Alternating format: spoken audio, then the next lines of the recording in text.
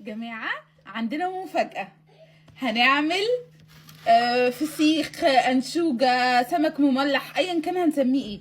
ده سمكة اسمها بابالينا، بس السمكة دي شبه السردين عندنا في مصر يعني، بس هي اسمها بابالينا، صح كده؟ صح بالظبط كده. وبيعملوا منها هنا في أوروبا، يعني هي دي السمكة اللي بيخللوها في أوروبا، وبيعملوا منها كمان الأنشوجة. تمام، فاحنا هنجرب نملحها، هي حجمها مش كبير قوي، ونشوف هننجح ولا لا. صح يا فيلم؟ هتشوف. جاهز؟ متحمس؟ يلا. بصوا بقى ازاي. عندنا ايه؟ عندنا في كوبايه ملح. لكل كوبايه ملح هنستخدم معلقه شطه كبيره. اوكي ماشي. تمام. الشطه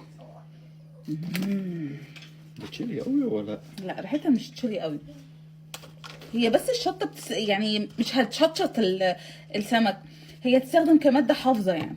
يعني كده نص. مش هتكتير، مش حلوه. اوكي. الملح بقى كده لون حلو بجد. وهنعمل ده كون هنا في البوكس. صح. هنحط بقى كده لير، واحد لير ميكس، واحد لير سمك. بالظبط. حاجه يكون ريحه الملح في كل حته. تمام. نحط تاني ولا خلاص؟ لا ممكن كويس، ممكن نعمل شويه هنا كده. اه. خلاص تمام. هنرص بقى. اوكي.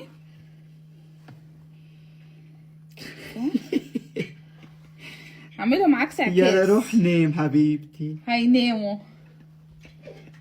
لا بس بجد انا اقصد كده احسن. ليه؟ كده كده. دلوقتي 4. احنا اول مرة نعمل كده في حياتنا طبعا، انتوا خالص. اكيد عارفين يعني. 6 7 9 8 برافو. 9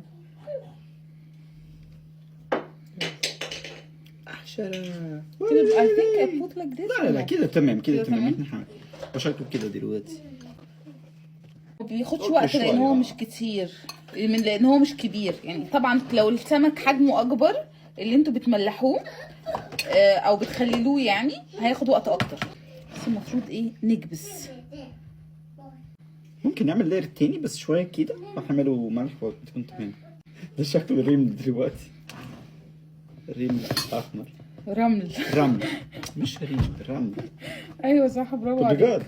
صف تاني يكون فيليب عمل كوبايه ملح تانية.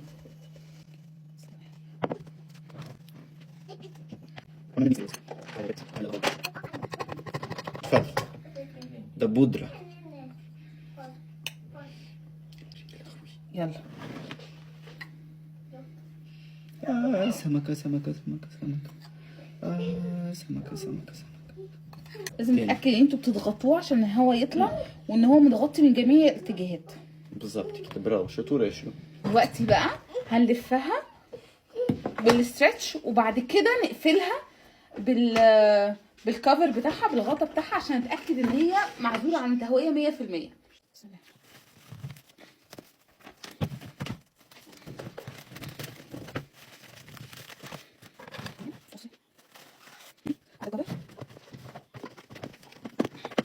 نستنى عليها 3 ل 4 ايام ونفتحها مع بعض ونشوفها ان شاء الله باذن الله يكون طعمها حلو، وما نكونش عفنت او باظت. باي باي.